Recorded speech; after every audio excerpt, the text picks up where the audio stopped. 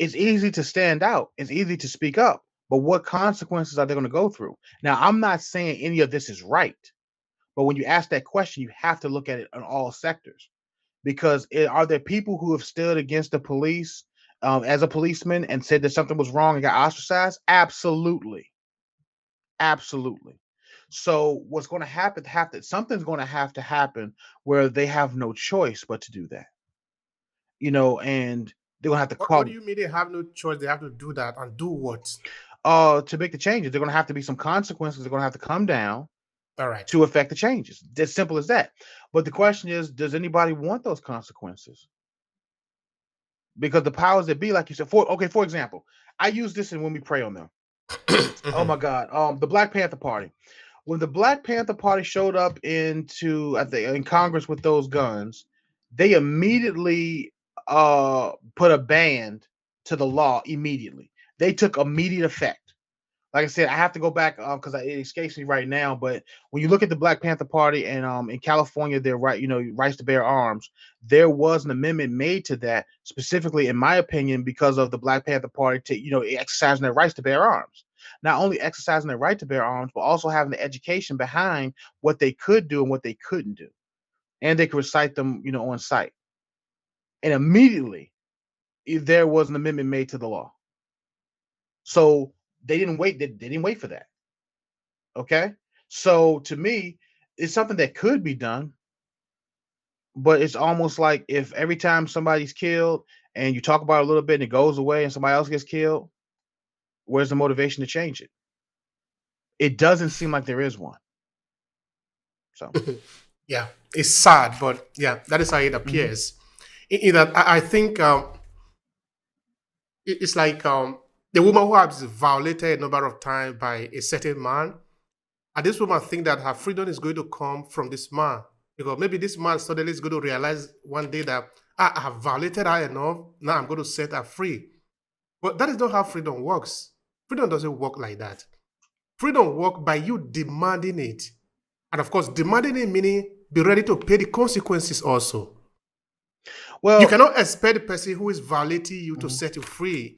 The likelihood is not going to be there. Well, you can't. Well, I can't say that people aren't demanding. I really can't say that. When I think about all the it takes a lot for people to take the streets the way they do, and I want to make sure that I'm not undercutting that, I'm not demeaning that, because there's a lot of people that's out there protesting in the streets, people of all different colors, and I think it'll be really disrespectful for me to not recognize that.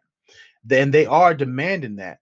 But I think that what's going to have to happen ultimately is that the people that are in charge, if they're voted in, they get voted out. If the hiring was a specific exclusive club, it's time for a new club. And demanding that and focusing on that will bring about a real change. So I think that's one of the things that has to be done. Because the people that are in the position, that are put in the position, if they're taken out of the position and someone else comes in there and does it a different way, that's a way to make a lot of change, a lot of headway in a small amount of time. Or also, if you bring in different laws, or you bring in different charges that are going to be handled with the police. For example, they say that anytime that they discharge a round, you have to justify, the means for shooting that, for using that, right? Now that wasn't always in procedure, so that if they're killing people, there needs to be specific regulation regarding that, because the way that they kill, like when somebody's running away from you, just shoot them in the back. I mean, to me, that's it's like handing the cookie jar. It's like what more do you need to know from that, And then also, if they are doing something about this, it needs to be more publicly recognized. We need to hear more about it. It needs not to be swept underneath the rug. So, all right, now let's look at the community. And when we say demanding, at all options on the table in terms of what they really must do in order for them to be respected in the system. Because I repeat again, we are not going to expect that the person who is violating you certainly set you free. It's not going to happen. Except maybe this person suddenly have a change of mind and they say, okay, now you can go. But what does that mean? In fact, I usually make reference of the United States independence as the best example that should happen anywhere. In fact, that is not what happened in Africa. That is why we still have a lot of sort of pseudo government in Africa they are not really, we are not free in Africa because we didn't drive away the people who have enslaved us for many, many years. Mm-hmm. For that reason, we just signed contract. But those contracts were not actually prepared by us. Mm-hmm. So what kind of freedom are we talking about? Instead, the United States fought the British and drove them out. So they got their freedom. Freedom is won, it is not given. Have the communities, maybe in the United States, the African diaspora community or the African American, have they tried everything they need to do in terms of negotiating, talking, presenting, debating, so that the world need to know that this is not acceptable? Because I want to sincerely believe that if what is happening in the United States is happening in other countries, like maybe Iraq or Iran, that there will be agencies in the United States that are going to the United Nations to say, hey, we are bringing in freedom, we are bringing in human rights. But also, that's what I'm thinking, that the people there in the United States should also be qualified for human rights.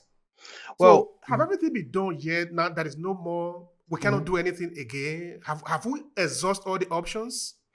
I not really, because here's the thing: I know specifically the United States, the people, not just black people, but people have stood up and said this isn't right, and so that's happened. But I think that in a lot of the surrounding communities, one of the things that can be done more effectively is for everyone, because there are strength in numbers. And for a lot of people that live specifically that live in the areas of disadvantage, and there have been a lot of steps made to help to do that.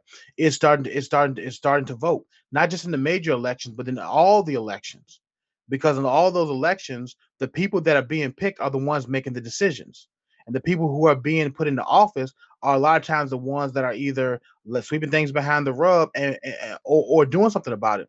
And a lot of times, for a lot of officials, what do? They do the things that a lot of times that their constituents or that the people in their district, the ones who make the noise about. For example, a lot of time in customer service, who really gets the outcome they're looking for? The customer that says, "Okay, I'll wait for you to call me back," or the customer says, "I want your name, I want your manager's name, I want to talk to your manager, I want to talk to your manager's manager," and they stay on the phone for an hour and a half, and to the point where everybody's like, "We got to get this person what they want because they won't get off the phone because they demand it." And it's going to be similar to the same thing. It's just that a lot more of us are going to have to ensure that we are voting on all the different elections. We know who's coming in, and if they run on something, then we make sure that our demands are being met, and we hold them accountable to it. So that's another thing that is being done. And if we continue to keep doing that, I think that will bring about a lot of change. So Mm. Yeah, yeah, I believe that. I believe that the voting, at least as long as the system is the way that it is configured, everybody should be represented. But I also remember one time I interviewed uh, a writer in the US. They mhm. were talking about the voting right in the United States, so that at a point that there was a certain law that said, certain people that were proposing that, okay, since the African American cannot finally vote, let's just allow them to vote, but we'll simply not count their votes. So anyway, I think it's a little bit complex sometimes. Mhm. Anyway, we can leave that there. Let's move back to your films. Mhm. How do you pick the topic that you want to talk about? How do you say this is the one that is most important for me now to talk about? It all comes down to the story. You know, it's all about the story. It's about the idea, but then it's all about what story do I want to tell? Is there a story here? What fascinates me about it? Why do I want to talk about this particular topic? You know, because again, I take a totally different approach when it comes to the television shows that I create. But when it comes to the films, it's really about I want to explore this world, and here's why. You know, because for example, I Deserve Better. I did that because I was I wanted people to hear, whether they agree with it or not. I wanted them to hear why the woman who got abused, why she stayed, and I wanted them to understand the mindset she had, because in that story, she had two other sisters. They all grew up seeing their mother being abused by their father, and they had three different takeaways. The oldest one, she went into the military specifically. She wanted to learn how to defend herself, specifically because no man was ever going to do that to her. um the the middle sister, she has never been able to be in a successful relationship because her fear that that may happen to her. And the younger sister, she believes that her mother just didn't love her father enough. Same experience, three totally different mindsets. So I want to explore that.